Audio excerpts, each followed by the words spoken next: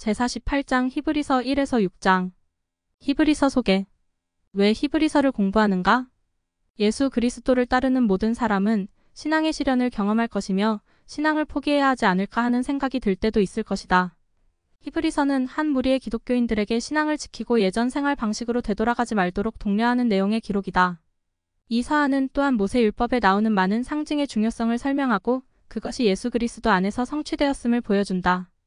그렇기에 히브리서는 구약의 가르침과 관행을 이해하는 데 훌륭한 경전 안내서가 된다. 경전에는 예수 그리스도께서 치르신 속죄의 희생, 부활, 승천에 관한 내용이 가득한데 히브리서에는 특히 순종과 신앙으로 구속주에게로 돌이키는 모든 사람의 삶에서 그분의 사업이 어떻게 계속해서 이루어지는지가 강조되어 있다. 히브리서는 누가 기록했는가? 선지자 조셉 스미스는 몇몇 설교와 저술에서 히브리서를 사도 바울이 기록한 것이라고 언급했다. 교회 회장들의 가르침. 조셉 스미스 2007, 105쪽 히스터리 오브 더 처치 26에서 17사 209 참조주 2세기까지 그 기원이 거슬러 올라가는 기독교 전원에서도 히브리서의 저자는 바울로 여겨진다. 주 4세기의 제롬은 자신이 번역한 라틴어 성경의 히브리서 제목에 바울의 이름을 추가했다. 대부분 후기 성도들은 바울을 히브리서의 저자로 받아들인다. 하지만 일부 학자들은 다른 서한들과는 달리 히브리서에는 저자의 이름이 언급되어 있지 않다며 바울이 저자라는 전언에 의문을 제기한다. 가장 초기 필사본에는 히브리서의 제목이 단순히 히브리인들에게 라고만 나온다. 초기 기독교인들은 히브리서의 저자가 누구인지를 확신하지 못했기에 관례적으로 히브리서를 신약전서에서 바울의 서한들 다음에 배치했다. 이에 더하여 히브리서의 문체와 표현 및 개념은 바울의 다른 서한들과도 차이가 난다. 이 교재에서는 바울을 저자로 받아들인다. 히브리서는 언제 어디에서 기록되었는가? 히브리서에는 주 70년에 일어났던 예루살렘 성전 파괴에 대한 언급이 없으며 성전과 관련한 내용이 항상 현재 시제로 표현되어 있다. 따라서 이 서한은 그 이전 시기에 아마도 주 65년과 68년 사이에 쓰였을 것으로 추정된다. 히브리서가 쓰인 장소는 알려져 있지 않다. 하지만 이탈리아에서 온 자들도 너희에게 문안하느니라 라는 문구는 히브리서 13장 24절 우리에게 약간의 실마리가 될 수 있다. 이 말은 바울이 이탈리아에 있으면서 이탈리아 지인들의 인사를 전했거나 아니면 그가 로마 제국의 다른 지역에 있으면서 이탈리아 지인들의 인사를 이탈리아에 전했음을 의미할 수도 있다. 히브리서는 누구를 위해 왜 기록되었는가? 히브리서는 구약전서의 주제와 관행이 많이 사용되기에 저자가 의도했던 독자층은 유대인 히브리인 기독교도였을 것이다. 이 개종자들은 다음과 같은 몇 가지 질문에 대해 고심했던 것이 분명하다. 우리가 모세율법의 의식이 이방인 기독교도들에게 요구되지 않는다는 사실을 받아들인다면 구약의 진정한 가치는 무엇인가? 예수 그리스도의 복음이 올바른 길이라면 왜 우리는 그분을 따른다는 이유로 그토록 많은 박해를 받는 것인가? 예수님이 메시아라면 왜 이스라엘은 여전히 로마 제국에 속박되어 있는 것인가? 이 유대인 기독교도 중 많은 이들은 숱한 고난에 시달린 끝에 교회를 저버리고 상대적으로 안전한 회당에서 하는 유대교 예배 방식으로 되돌아가고 있었다. 히브리서 10장 25절, 38에서 39절 참조 히브리서가 기록된 한 가지 이유는 유대인 개종자들이 예수 그리스도께 충실히 남고 예전의 생활 방식으로 되돌아가지 않도록 독려하기 위해서였다. 히브리서 10장 32에서 38절 참조 히브리서는 다음과 같이 크게 세 가지 가르침으로 분류되며 이 가르침들은 하나의 최종적인 훈계로 귀결된다. 1. 하나님의 아들로서 예수 그리스도의 탁월하심 히브리서 1장 1절에서 4장 13절 참조 2. 그리스도께서 지니신 신권의 우월함 히브리서 4장 14절에서 7장 28절 참조 3. 그분의 속죄희생과 성역의 우월함 히브리서 8장 1절에서 10장 18절 참조. 이 모든 가르침은 신앙으로 인내하라는 훈계로 귀결된다. 히브리서 10장 19절에서 13장 25절 참조. 히브리서에는 어떤 뚜렷한 특징이 있는가? 엄밀히 말하자면 히브리서는 서한이라기보다는 훈계, 즉 긴 설교에 더 가까우며 그 주장을 증명하듯 이스라엘의 경전과 관행이 반복해서 언급된다. 이 서한은 예수 그리스도께서 왜 어떻게 다른 모든 것들보다 우월하신가를 보여주는 경전 기록상에서 가장 긴 설교이다. 히브리서에서는 예수 그리스도께서 율법을 주셨기에 그분이 율법보다 더 위대하시고 선지자들은 그분을 믿는 신앙을 통해 권능을 받았으며 그분은 위대한 대제사장으로 그분 안에서 구약시대의 희생 제물이 성취되었고 그분이 천사들보다도 더 높은 위치에 계심을 가르친다. 히브리서는 성경에서 선지자 멜기세덱에 관한 내용이 나오는 몇 안 되는 기록 중 하나이기도 하다. 히브리서 5장 참조 히브리서는 멜기세덱의 이름을 따서 지은 신권이 아론 신권보다 더 위대하다고 가르치며 구원은 모세의 율법이나 레위 제사들이 집행하는 의식이 아니라 예수 그리스도와 멜기세덱 신권의 의식에서 찾을 수 있음을 보여준다. 예를 들어 고대 대제사장은 성막으로 들어가서 이스라엘 백성의 죄에 대한 희생 제물로 어린 양의 피를 바쳤다. 가장 위대한 대제사장이자 하나님의 참된 어린 양이신 예수 그리스도께서는 죄를 속죄하기 위해 자신의 피를 바치시고 하늘의 성소로 들어가셨으며 그렇게 하여 온 인류는 구원을 받을 수 있게 되었다. 히브리서는 이 위대한 그리스도의 희생, 즉 그분의 속죄 희생을 통해 우리가 죄사함을 받을 수 있음을 강조한다.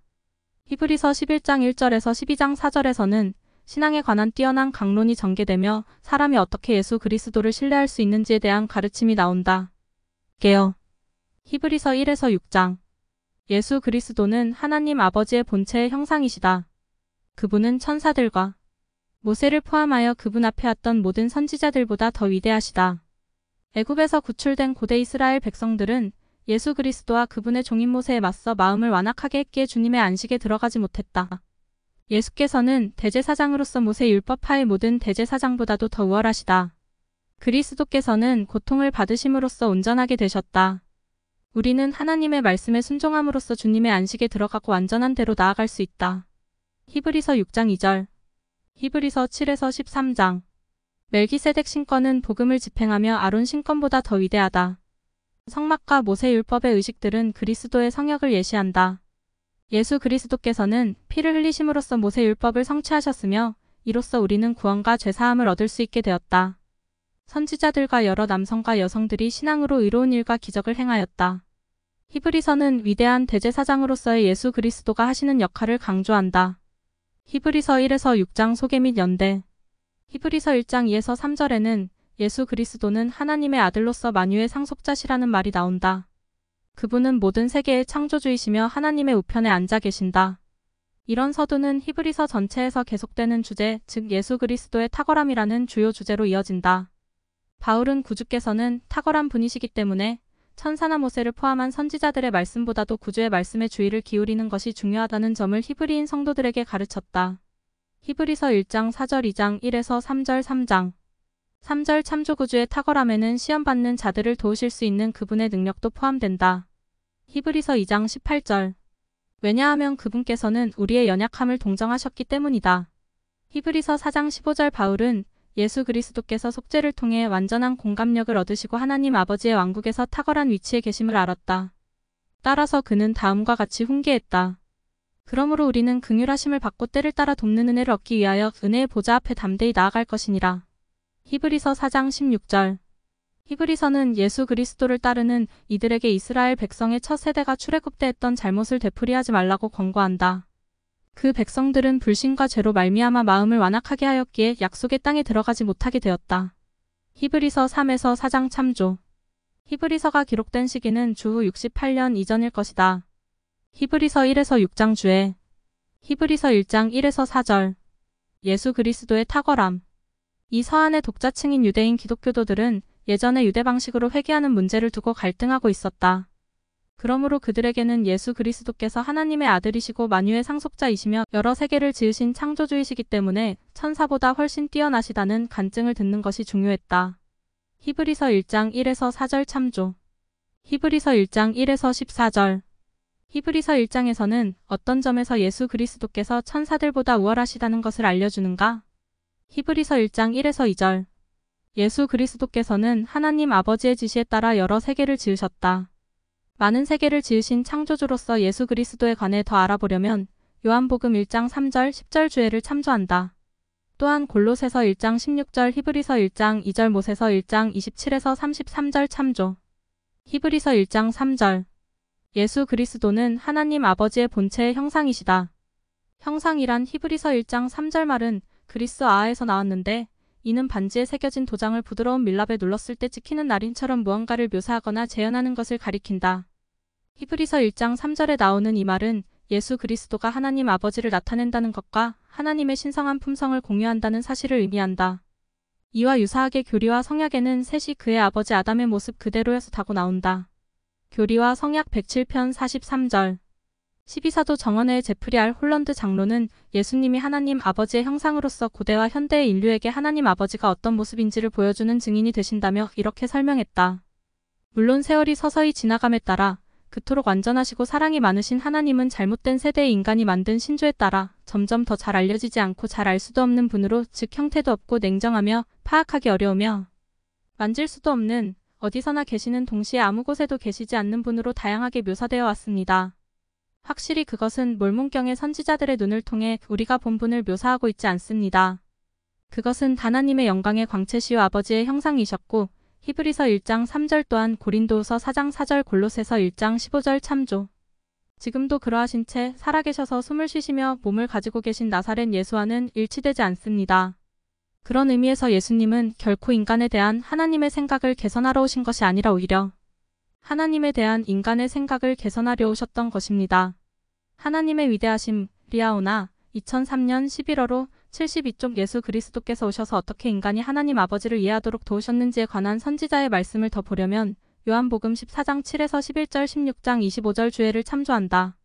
히브리서 1장 5에서 13절, 2장 6에서 8절. 구약전서의 인용. 히브리서의 몇몇 성구에는 다음과 같은 구약전서의 성구들이 인용되어 하나님의 계획에서 예수 그리스도가 차지하는 중요성을 알려준다. 시편 2장 7, 히브리서 1장 5절 참조, 시편 8장 4에서 6, 히브리서 2장 6에서 8절 참조, 시편 45장 6에서 7절, 히브리서 1장 8에서 9절 참조, 시편 102장 25에서 27절, 히브리서 1장 10에서 12절 참조, 시편 104장 4절, 히브리서 1장 7절 참조, 시편 110장 1절, 히브리서 1장 13절 참조. 저자는 유대인 기독교도들에게 보내는 이 서한에 구약전서의 성구를 인용함으로써 그 추론과 교리적 가르침의 권위를 더했을 것이다. 히브리서 1장 6절, 14절. 하나님의 모든 천사들은 그에게 경배할지어다. 예수 그리스도에게 경배하는 하나님의 천사들은 우리 하나님 아버지의 영의 자녀들이다. 조셉 스미스 역. 히브리서 1장 7절에는 천사들은 성역을 베푸는 영이라고 나온다. 히브리서 1장 14절에는 하나님 아버지의 계획에서 이 천사들, 즉 성역을 베푸는 영들이 목적하는 바 중 하나는 지상에 있는 그분의 자녀들에게 성역을 베푸는 것이라고 나온다. 또한 모로나이서 7장 29에서 31절 참조. 제프리 아롤런드 장로는 이렇게 말했다. 우리는 때때로 천사의 성역에 대해 말하고 믿고 간증을 나누지만 저는 우리가 그런 것들을 더 자주 할 필요가 있다고 생각합니다. 천사들은 휘장을 통해 증거하도록 하나님이 마련하신 위대한 방편 중 하나입니다. A standard unto my people address delivered at the Church Educational System Symposium on the Book of Mormon. 악 1994, 11. 이후에 70인 정원회의 일원이 된 브루스 시아페는 천사의 성역이 눈에 보일 수도 있고 보이지 않을 수도 있다며 다음과 같이 설명했다. 이런 개인적인 방문 중 일부는 극적이고 강력했습니다. 제3리파이 17장 기사에서 리파이인 어린이들에게 성역을 베푼 천사들 또는 한 아버지의 기도에 응하여 엘마와 모사이아의 아들들을 질책했던 천사를 생각해 보십시오. 모사이아서 27장 참조. 다른 개별적인 방문들은 그것을 받는 사람이 천사의 존재를 알아채지 못할 정도로 조용히 일어났습니다. 이런 보이지 않는 천사의 성역은 하늘과 땅이 상호작용하는 가장 숭고한 형태 중 하나로 하나님께서 우리를 염려하고 계심을 강력하게 나타내며 큰 도움이 필요한 이들에게 실질적인 확신과 영적인 힘을 부여해 줍니다. When do the angels come? 에페 1992-12. 히브리서 2장 6에서 9절. 천사들보다 잠시 동안 못하게 하심. 바울은 히브리서 2장 9절에서 예수께서 천사들보다 잠시 동안 못하게 하심을 입었다고 말하면서 시편 8편 4에서 6절에 나오는 메시아와 관련된 예언을 언급했다. 그리스도께서는 육체적 제한이 있는 필멸 상태를 경험하시려 전세의 보좌에서 내려와 지상으로 낮추어 오셨다. 또한 빌립보서 2장 7에서 9절, 리파이전서 11장 16절, 26에서 32절 참조. 히브리서 2장 10절, 14에서 18절. 그가 시험받는 자들을 능히 도우실 수 있느니라. 또한 히브리서 4장 15에서 16절 참조. 히브리서 2장에 나오는 이 성구들은 예수 그리스도께서 필멸의 인간으로 생활하며 지상 생활의 시련과 유혹을 경험하셨기에 우리가 시련과 유혹에 직면할 때 그분께서는 우리를 능히 도우실 수 있다고 설명한다. 제프리 아롤런드 장로는 예수께서 유혹을 받는 이들을 도우실 수 있는 이유를 다음과 같이 가르쳤다. 그리스도께서는 우리에게 하나님 아버지의 뜻에 따르고 복종하고 순종하라고 명하실 때 그분은 우리가 그렇게 할 수 있도록 어떻게 도와주어야 하는지를 알고 계십니다. 그분께서는 그 길을 걸으셨기에 우리에게 당신이 하신 일을 하라고 요청하십니다. 그분께서는 그 길을 더욱 안전하게 만드셨습니다. 우리의 여정을 위해 그 길을 훨씬 더 쉽게 만드셨습니다. 그분께서는 어디에 뾰족한 돌과 장애물이 있으며 어디에 가시와 엉겅퀴가 가장 무성한지도 아십니다. 어디에 있는 길이 위험한지를 아시며 길이 갈라지고 땅거미가 지면 어느 방향으로 가야 하는지도 아십니다. 그분께서는 온갖 고통과 고난과 시험을 경험하며 자기 백성을 그들의 연약함을 조차 어떻게 도울지 아시고자 했기에 이런 것들을 알고 계십니다. 엘마서 7장 11에서 12절 돕다. 서클라는 말은 달려가는 것을 뜻합니다. 우리가 그리스도께서 펼치신 자비의 팔을 받아들인다면 그분은 우리에게 달려오실 것이며 지금도 달려오고 계십니다. 그분은 비틀거리고 흔들리는 사람들 곁에 계시며 그들을 잡아주고 강화하십니다. 결국 그분은 우리를 구원하기 위해 그곳에 계시며 이 모든 것을 위해 당신의 목숨을 내놓으셨습니다. 우리의 나날이 아무리 어두워 보일지라도 세상의 구주께서는 훨씬 더 캄캄한 날들을 겪으셨습니다. Therefore, what? Church Educational System Conference on the New Testament. 악8 2009 나를 어디로 이끄시든지. 그레그 K. 올슨. 그리스도께서는 능히 우리를 도우실 수 있다. 다른 시기에 제프리 R. 홀런드 장로는 우르를 향한 그리스도의 연민과 우리를 도우실 수 있는 그 능력에 대해 다음과 같이 기록했다. 그리스도께서는 우리가 가장 큰 어려움을 겪을 때 우리를 어떻게 돕고 강화하실지를 알고자 모든 인류가 걸어야 할 길을 친히 걸으셨다. 그분은 우리가 짊어지는 가장 깊고도 가장 개인적인 짐이 무엇인지를 아신다. 우리가 겪는 가장 보편적이고 가슴 아픈 고통을 아신다. 그분은 우리를 고난에서 들어 올리시려고 그 모든 고난 아래로 내려오셨다. 그분은 우리를 대신하여 인생살이에서 겪는 고뇌나 슬픔, 비애를 모두 겪으셨고 용감하고 동정 어린 당신의 어깨로 그 모든 것을 지고 나르셨다. Christ and the New Covenant 1997, 223에서 24 히브리서 2장 11절 예수 그리스도께서는 성결하게 된 사람들을 뭐라고 부르시는가? 히브리서 1에서 2장에 나오는 예수님이 최고의 주권자임을 드러내는 모든 면을 염두에 두고 예수께서 충실한 성도들을 이런 호칭으로 부르기를 부끄러워하지 않으신다는 점을 곰곰이 생각해 볼 때 여러분은 어떤 생각과 느낌이 드는가? 히브리서 2장 16절 아브라함의 자손. 아브라함의 자손이란 말은 글자 그대로 아브라함의 혈통을 이은 자손뿐만 아니라 복음 성약을 맺는 모든 사람을 의미한다.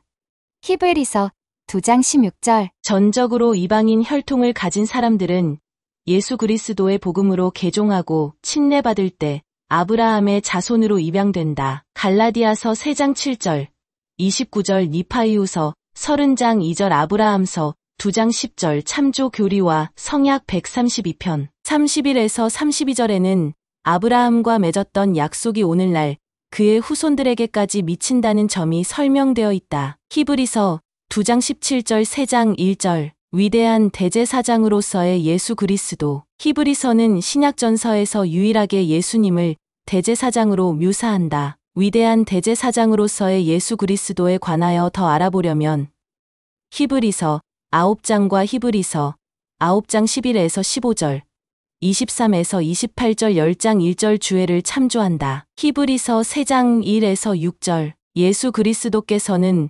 모세보다 더 위대하시다. 유대인들에게는 시내산에서 하나님의 율법을 받은 모세가 가장 높이 존경받는 선지자였다. 히브리서의 독자층인 유대인 기독교도들은 모세 율법에 충실하기 위해 그리스도에 대한 신앙을 버리고 유대교로 되돌아가는 문제로 고심하고 있었다. 그들은 그리스도께서 모세보다도 더 뛰어난 분임을 이해하지 또는 충분히 깊이 있게 믿지 못했다. 히브리서 1에서 2장에서 바울은 예수 그리스도께서 천사들보다 더 위대하심을 증명한 후 그분은 우리가 믿는 도리의 사도이시며 대제사장 으로서 모세보다 더 위대한 분이심을 설명했다.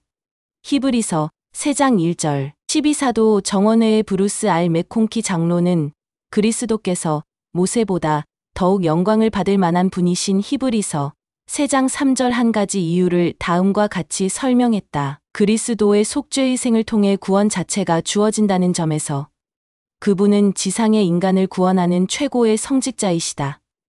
Doctrinal New Testament Commentary 3vols 1966에서 73 147 히브리서 3장 3에서 6절에서 바울은 예수 그리스도께서 모세보다 우월하시다는 것을 가르치면서 모세는 하나님 집의 종이었으나 그리스도께서는 하나님의 아들로서 그 집을 지으셨고 또한 다스리신다고 설명했다. 히브리서 3장 7에서 15절 오늘날 그리스도의 음성을 듣는 것의 중요성 바울은 히브리서 3장 7에서 15절에서 시편 95편 7에서 11절을 인용하며 성도들에게 주님의 음성을 듣고 서로를 권면하며 불신과 죄를 피하고 마음을 완악하게 하지 않음으로써 당장 오늘 신앙으로 행하라고 권고했다. 마음이 완악해져 주님의 안식에 들어가지 못하게 되는 것은 주님께 불순종한 것에서 오는 결과이다. 70인 정원회 회장단의 도널드 엘 홀스트롬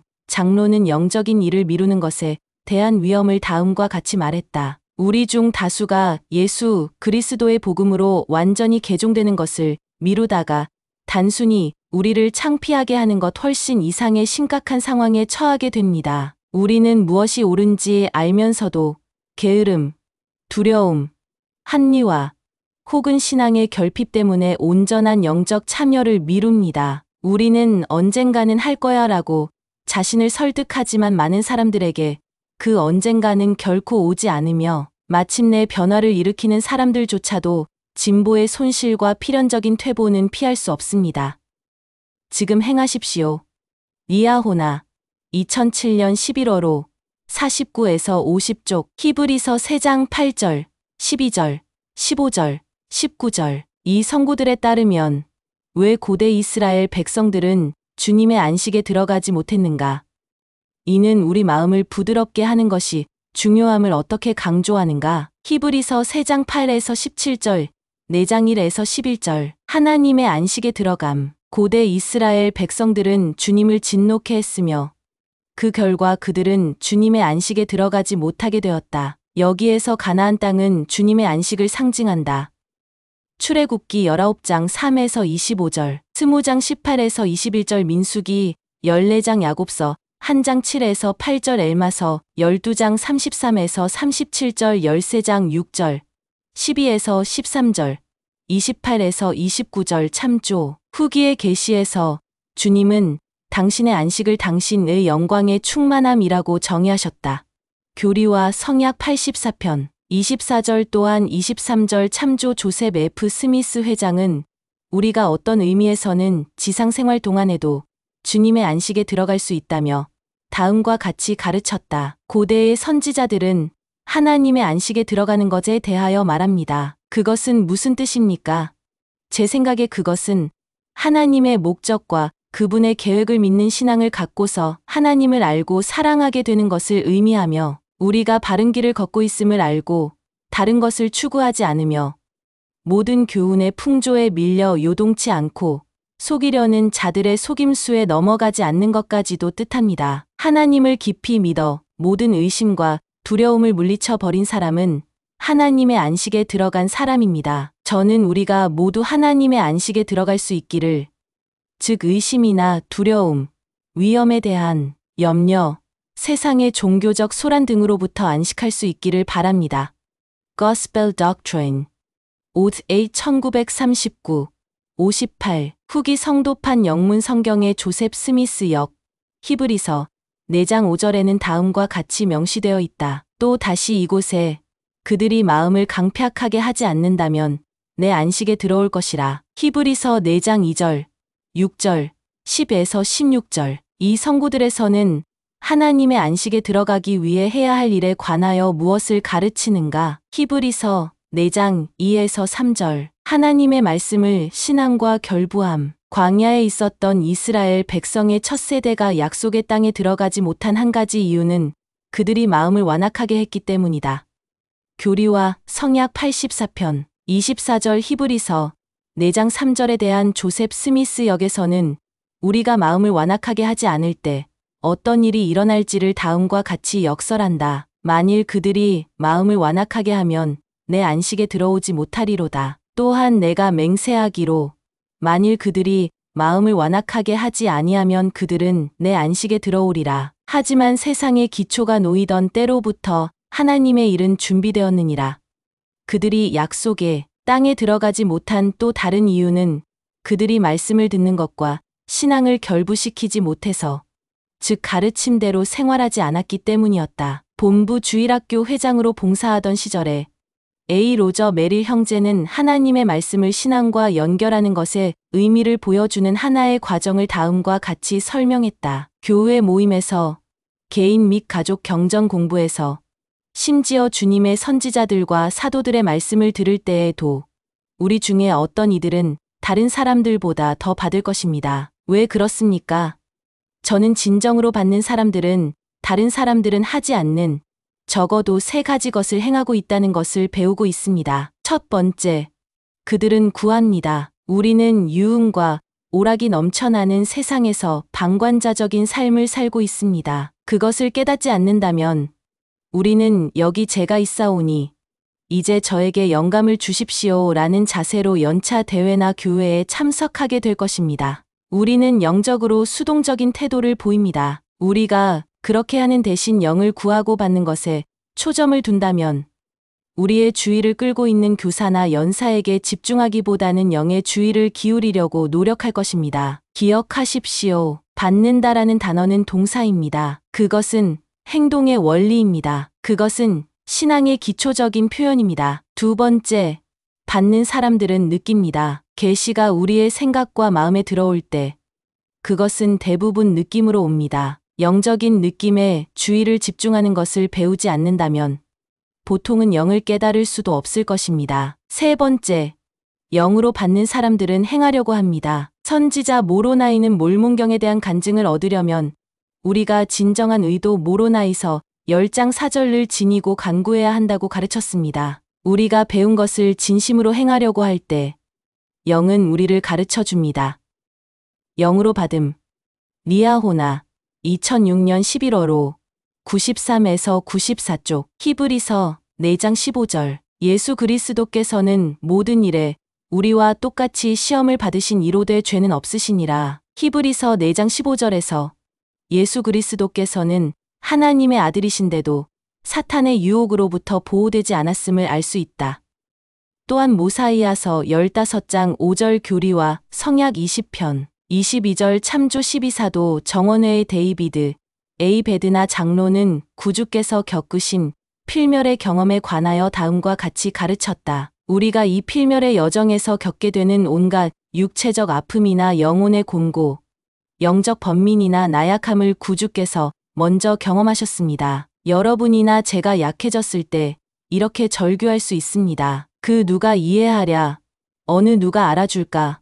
어쩌면 그 어떤 사람도 이해할 수 없을 것입니다. 하지만 하나님의 아들은 완벽하게 아시며 이해하십니다. 그분은 우리에 앞서 우리 짐을 지시고 겪으셨기 때문입니다. 아울러 그분은 최후의 값을 치르고 짐을 지셨기 때문에 우리와 완벽하게 공감하실 뿐만 아니라 우리의 삶에서 여러 번 자비의 손길을 내밀어 주실 수 있습니다. 그분은 손길을 뻗어 어루만지거나 도우며 말 그대로 우리에게 달려와 우리가 그 어느 때보다 강화되도록 해주십니다. 아울러 그분은 우리가 오직 우리 자신의 힘에만 의존할 때에는 감당할 수 없는 일도 능히 헤쳐나가도록 도움을 주십니다. In the strength of the Lord Brigham Young University Devotional Act 23-2001 7에서 8 하워드 W. 헌터 회장은 이렇게 가르쳤다. 예수께서는 죄를 범할 수도 있으셨고 유혹에 굴할 수도 있으셨으며 생명과 구원의 계획을 좌절시킬 수도 있으셨으나 그분은 끝까지 참되게 남으셨다는 사실을 기억해야 합니다. 그가 사탄의 유혹에 굴할 가능성이 전혀 없었다면 참된 의미의 시험이 될 수도 없고 따라서 진정한 의미의 승리도 없었을 것입니다. 만일 예수님이 죄를 지을 능력을 박탈당하셨더라면 그것은 선택이지 역시 박탈당하셨다는 것이 됩니다. 그러나 인간의 선택의지를 수호하기 위하여 오신 분이 바로 그분이십니다. 만일 하고자 하셨다면 그분은 죄를 지을 능력과 역량을 가지고 계셨습니다. 바울은 다음과 같이 기록하였습니다. 그가 아들이시면서도 받으신 고난으로 순종함을 배워서 히브리서 5장 8절 모든 일에 우리와 똑같이 시험을 받으신 이로되 죄는 없으시니라. 히브리서 4장 15절 예수님은 완전하시고 죄 없는 분이셨습니다. 이것은 그렇게 되실 수밖에 없었기 때문이 아니라 그분께서 그와 같이 되고자 결정하셨기 때문입니다. 그리스도가 받은 시험, 성도의 벗, 1977년 2월 5, 17에서 18쪽 죄 없는 삶을 사신 구주에 관하여 더 알아보려면 히브리서 7장 26절 주애를 참조한다. 히브리서 4장 15에서 16절 구주께서는 우리의 나약함을 아시며 필요할 때 도우실 수 있다. 70인 정원회 회장단에서 봉사하던 메릴 제이 베이트먼 장로는 속죄가 친밀하고 개인적인 경험이었고 이를 통해 예수 그리스도께서는 우리 각 사람을 어떻게 도울지를 완전히 알게 되셨다며 다음과 같이 가르쳤다. 엄청난 죄로 그분을 짓누르고 있었던 장소인 겟세만 애동산과 십자가에서의 구주의 경험에 대해 저는 오랫동안 생각했습니다. 하지만 엘마, 아비나다이, 이사야, 그리고 다른 선지자들을 통해 저의 견해는 바뀌었습니다. 죄의 비정한 무게 대신 예수께서 우리의 연약함을 느끼시고 히브리서 4장 15절 우리의 질고를 지고 우리의 슬픔을 당하였으며 우리의 죄악 때문에 상함을 당하실 때 이사야 53장 4에서 5절 사람들이 길게 줄 지어 있었던 것입니다. 값진 진주에서는 모세가 땅의 주민들 모두를 보았으며 그 수가 바닷가 모래와 같이 무수했다고 가르칩니다. 모세서 1장 28절 모세가 모든 영혼을 보았다면 우주의 창조주께서 우리 각자를 개별적으로 알 수 있는 권능을 지니고 계신다는 것은 더욱 이치에 닿는 듯합니다. 그분께서는 여러분과 저희 연약함에 대해 배우셨습니다. 여러분의 고통과 고난을 경험하셨으며 저희 고통과 고난 또한 경험하셨습니다. 그분께서 우리를 알고 계심을 간증합니다. 그분께서는 우리가 유혹에 대처하는 방법을 이해하십니다. 그분께서는 우리의 연약함을 알고 계십니다. 하지만 그것보다도 그분께서는 단지 우리를 아시기만 하는 게 아니라 우리가 신앙으로 그분께 나아갈 때 우리를 어떻게 도와야 할지를 아십니다. 모두를 위한 모형 리아호나 2005년 11월 5, 75에서 76쪽 12사도 정원회의 디 토드 크리스토퍼슨 장로는 다음과 같은 결론을 내렸다. 우리는 그분에게서 도움을 받을 수 있습니다. 그것은 그분께서 다 알고 계시기 때문입니다. 하나님은 영과 육의 갈등을 알고 계십니다. 그분은 그 갈등을 이겨낼 수 있는 방법도 알고 계십니다. 무엇보다 중요한 것은 우리가 죄에 굴복하여 영혼의 화평을 깨뜨렸을 때 예수님의 도움을 받으면 우리 영혼의 내적인 화합을 회복시킬 수 있다는 것입니다. 우리와 같이 그들도 하나가 되게 하옵소서. 리아호나 2002년 11월 5, 71쪽 히브리서 4장 16절 그러므로 우리는 은혜의 보좌 앞에 담대히 나아갈 것이니라. 그러므로 우리는 은혜의 보좌 앞에 담대히 나아갈 것이니라. 히브리서 4장 16절 여러 고대 문화에서 초청받지 않고 왕의 보좌에 나아간다는 것은 목숨을 거는 일이었지만 왕의 초청을 받은 사람은 자신 있게 나아가 말할 수 있었다. 하나님께 담대히 나아간다는 것은 하나님께서는 우리가 당신의 보좌로 나아가기를 원하시며 우리는 그분의 도움을 받을 것을 확신한다는 의미이다. 브루스 알 맥콩키 장로는 이렇게 설명했다. 우리가 금식하고 기도하며 그분의 축복을 구할 때 우리가 그처럼 바라는 일을 위해 혼신의 힘을 다해 간구할 때 바울이 말한 바와 같이 우리도 긍휼하심을 받고 때를 따라 돕는 은혜를 얻기 위하여 은혜의 보좌 앞에 담대히 나아갈 때 우리는 하나님을 기쁘게 해드리는 것입니다. 히브리서 4장 16절 기도의 본보기 성도의 벗 1984년 7월 5, 49쪽. 히브리서 5장 1에서 6절, 10절. 아론과 같이 하나님의 부르심을 받은 자. 히브리서 5장 4에서 6절, 10절에서 바울은 아론과 다른 고대 대제사장들이 그 부름의 종기를 스스로 취한 것이 아니라 하나님의 부름을 받고 올바른 권세를 통해 신권을 받은 것처럼 예수께서도 하나님 아버지에게서 권세를 받으셨다고 기록했다. 신앙개조 제5조에는 다음과 같이 나온다. 우리는 사람이 복음을 전파하고 그 의식을 집행하기 위해서는 예언에 의하여 또 권세 있는 자에 의한 안수로서 하나님으로부터 부름받아야 함을 믿는다. 선지자 조셉 스미스는 이렇게 가르쳤다. 우리는 어느 누구도 계시를 통해 혹은 계시에 의해 하나님의 보내심을 받은 사람에게서 성임되어 하나님의 승인을 받지 않는 한 사람에게 예수 그리스도의 이름으로 복음을 통한 구원을 집행할 수 없습니다. 히브리서 5장 4절에는 이렇게 나옵니다. 이 종기는 아무도 스스로 취하지 못하고 오직 아론과 같이 하나님의 부르심을 받은 자라야 할 것이니라. 다시 묻겠습니다. 아론은 계시에 의해서가 아니면 어떻게 부름을 받았겠습니까? 교회 회장들의 가르침장 조셉 스미스 2007, 109에서 110쪽 또한 교리와 성약 42편 11절 참조. 아론을 성직에 부르는 모세, 해리 앤더슨. 아론은 선지자 모세를 통해 하나님에게서 부름을 받았으며 이스라엘 백성의 대제사장이 되도록 안수례로 성임되었다. 출애굽기 28장 1절 40장 12에서 16절 참조. 아론은 대제사장으로 봉사하도록 계시를 통해 하나님에게서 부름을 받았는데 이 직분은 성스러운 일에 대해 하나님 앞에서 백성을 대표하고 다른 신권 소유자들 레위인들을 감리하는 책임을 진다. 그의 부름은 하나님께서 계시를 통해 모세에게 주신 것이었다. 너는 내 형 아론을 내게로 나아오게 하여 나를 섬기는 제사장 직분을 행하게 하라.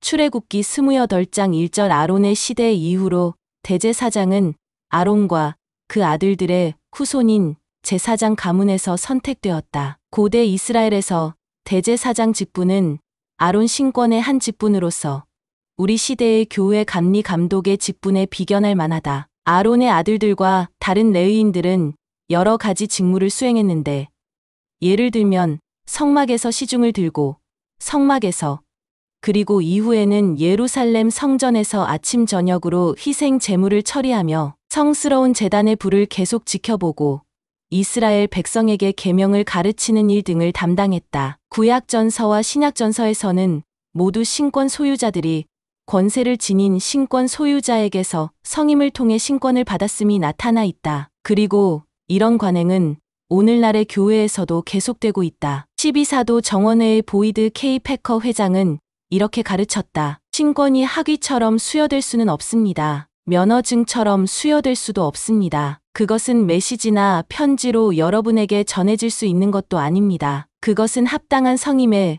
의해서만 주어지는 것입니다. 권세를 지닌 신권 소유자가 그 자리에 있어야 합니다. 그가 여러분의 머리에 손을 얹고 여러분을 성임해야 합니다.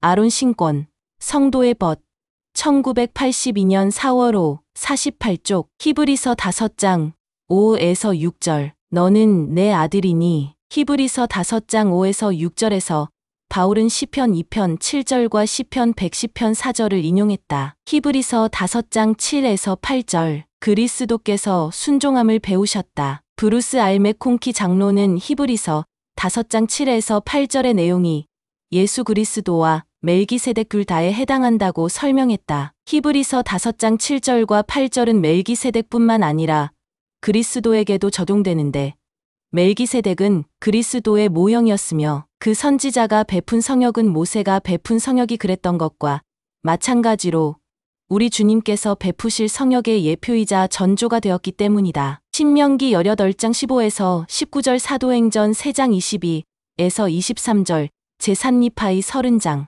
23절 조셉 스미스 역사 2장 40절 따라서 비록 이 성구들과 특히 7절에 나오는 말들이 원래는 멜기세덱에게 해당하였다 하더라도 멜기세덱에게 주어졌던 모든 약속이 주님을 통해 성취되었으니 이 내용은 두 사람 모두에게 동등하게 적용된다. 그러나 아마도 주님의 삶과 성역에 한층 더 적절하게 들어맞을 것이다. Doctrinal New Testament Commentary 357 제1회장단의 제임스 이 파우스트 회장은 예수 그리스도가 순종에 대한 완전한 본보기라고 가르치고 순종하는 것을 배우는데 도움이 될 중요한 자세를 다음과 같이 설명했다. 구주는 모든 것에서 그렇듯이 순종에서도 우리의 모범이십니다. 사도 바울은 그가 아들이시면서도 받으신 고난으로 순종함을 배우셨다라고 기록했습니다. 히브리서 5장 8절 비록 유한하지만 우리 또한 그리스도께서 행하신 것처럼 순종을 배울 수가 있습니다. 순종이 우리의 목표가 될 때 더 이상 순종을 성가셔 하지 않을 것입니다. 걸림돌이 아니라 건축에 쓰이는 돌이 됩니다. 순종, 자유에 이르는 길. 리아호나 1999년 7월 5, 55쪽 히브리서 5장 8에서 9절 고통을 통해 배움. 해롤드 비 리 회장은 구주께서 고통을 겪으심으로써 영원한 구원의 근원이 되도록 준비되셨으며 히브리서 5장 8에서 9절 우리는 우리가 겪는 고통으로 정죄되는 것이라며 다음과 같이 가르쳤다. 정령 과정은 고통을 통해서 옵니다. 그 과정은 고통 이외의 다른 방법으로는 경험할 수 없다고 생각합니다. 우리는 인간이 존재할 수 있도록 생명을 주신 분께 더욱 가까이 나아갈 수 있습니다. 전에는 결코 느껴보지 못한 혈족 관계를 느끼게 됩니다. 그분은 우리가 상상할 수 있는 것 이상으로 고통을 당하셨습니다. 그러나 고통을 겪는 것만큼 신성한 것에 더욱 가까이 나아가도록 우리에게 영향을 주시고 우리의 영혼이 청결하게 되도록 도우시며 주님께서 기뻐하시지 않는 것들을 제거해 내도록 도움을 주십니다. 교회 회장들의 가르침 해롤드 비리 2207쪽 리 회장은 더 나아가 고통에는 필연적인 목적이 있다며 이렇게 가르쳤다. 한 젊은 어머니는 어린 자녀를 사고로 잃는 고통스러운 경험을 했으며 제게 와서 위로를 얻도록 축복해달라고 했습니다. 그녀는 눈물을 흘리며 이 생에서는 항상 고통이 있어야만 합니까? 하고 물었습니다. 저는 잠시 생각하다가 이렇게 말했습니다. 사도 바울은 주님이신 구주께서 아들이시면서도 받으신 고난으로 순종함을 배우셨다라고 말했습니다. 히브리서 5장 8절 제가 생각하기에 그 답은 그렇다입니다. 이 생에서는 항상 괴로움과 슬픔의 고통이 있어야만 하며 그 모든 것에는 목적이 있습니다. Conference Report 애플 1964-25 히브리서 6장 1에서 3절 그리스도의 도의 초보를 버리고라는 말은 무슨 뜻인가? 히브리서 6장 1절에 대한 조셉 스미스 역은 오해의 여지를 막기 위해 다음과 같이 기록되어 있다. 그러므로 그리스도의 교리의 원리를 버리지 말고 이 수정은 그리스어 원전에 나오는 문구를 뒷받침하는데 그 문구는 교리의 기초를 남겨두고 로 번역된다. 히브리서의 독자층인 성도들은 복음의 첫째 되는 원리와 의식과 교리를 이미 받은 사람들이었다. 신앙, 회개, 침례, 성신의 은사를 받기 위한 안수례 히브리서 6장 1에서 2절 참조 그들은 그런 원리들을 버리지 말고 그 시작 지점에서 영적 성숙함을 향해 계속 성장해야만 했다. 이파이우서 31장 15에서 21절 비교 히브리서 6장 3절에 대한 조셉 스미스 역에는 또한 다음과 같이 중요한 문구가 추가되어 있다. 그리고 하나님께서 허락하시면 우리는 완전으로 나아가리라. 히브리서 6장 4에서 6절 하나님의 아들을 다시 십자가에 못 박음 또한 히브리서 10장 26에서 31절 참조 히브리서 6장에는 예수 그리스도를 믿는 신앙을 버리고 개인적으로 배도에 빠질 수도 있는 이들에 대한 경고가 실려 있다. 히브리서 10장 26에서 31절에서는 또한 그런 행위에 따르는 결과가 암시되어 있다. 또한 베드로후서 2장 20에서 21절 엘마서 24장 30절 참조 히브리서의 저자는 진리의 지식에서 돌아서서 용서받지 못하게 되며 회개하지 않을 이들의 행위를 설명하기 위해 하나님의 아들을 다시 십자가에 못 박는다 라는 표현을 사용했다. 히브리서 6장 6절 브루스 알 맥콩키 장로는 이렇게 설명했다. 용서받지 못할 죄를 범하는 것은 자신을 십자가 삼아 하나님의 아들을 다시금 못 받고 부끄러움을 당하시게 하는 것과 같다. 히브리서 6장 4에서 8절 교리와 성약 76편 34에서 35절 용서받지 못할 죄를 범하려면 사람은 먼저 복음을 받아들이고 그리스도의 신성에 대한 온전한 지식을 계시를 통해 성신으로부터서 얻고 그런 후에 자신을 성결하게 한 새롭고 영원한 성약을 부인하며 그것을 성스럽지 않게 여기고 영의 은혜를 모독해야 한다. History of the Church 232 그렇게 그 사람은 주님의 사망에 동의함으로써 살인을 저지른다. 이는 진리에 관한 완전한 지식을 지닌 채 공공연히 주님을 모반하며 그분이 하나님의 아들이라는 것을 완전히 알면서도 그리스도를 못 박은 자들의 입장에 서기를 자처하는 일이다. 따라서 그리스도는 다시 한번 못 박히시고 드러내어 부끄러움을 당하시는 것이다. 교리와 성약 132편 27절 Doctrinal New Testament Commentary 160일 용서받지 못할 죄의 의미에 관해 더 알아보려면 마태복음 12장 31에서 32절, 43에서 45절 주애를 참조한다. 히브리서 6장 7에서 8절 가시와 엉겅퀴 성지의 대지에는 수많은 엉겅퀴와 가시가 자라났다. 따라서 그것들 역시 예수님과 사도들에게 비유의 소재로 쓰였다. 엉겅퀴와 가시는 해를 입히고 작물을 귀찮게 하는 존재였다. 네 종류의 땅에 대한 비유에는 가시떨기에 떨어진 씨앗에 대한 내용도 나오는데 가시는 자라나서 결국 그 씨앗의 기운을 막아버리는 역할을 한다. 마태복음 13장 7절 마가복음 4장 7절 누가복음 8장 7절 참조 이런 가시는 이 세상의 염려와 즐거움 그리고 재물의 유혹을 상징했다.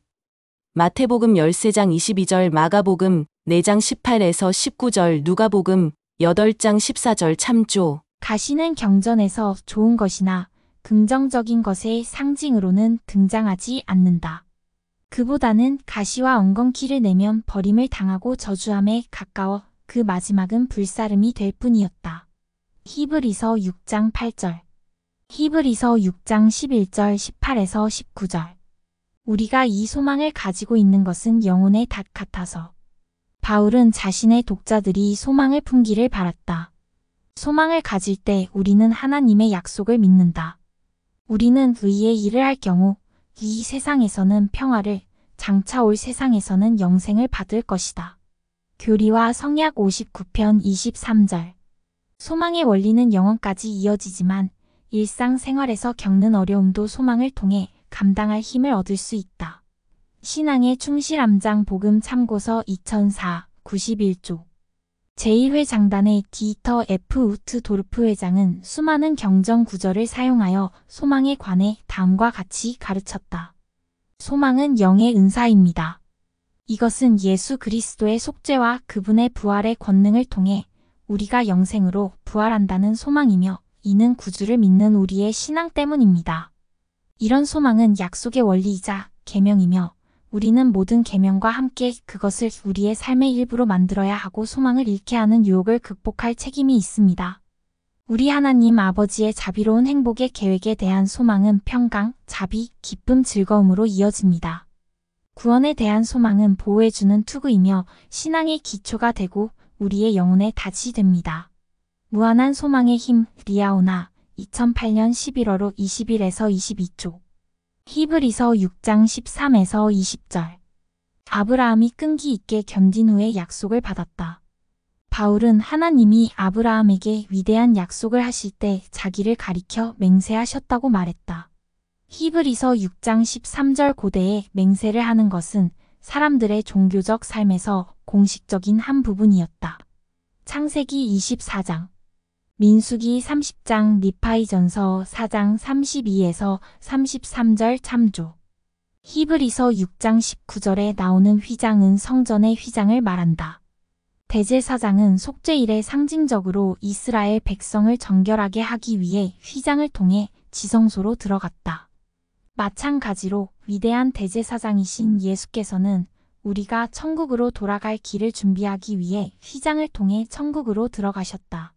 히브리서 9장 1에서 7절 주애 및 히브리서 9장 11 15절, 23에서 28절 10장 1절 주의 참조.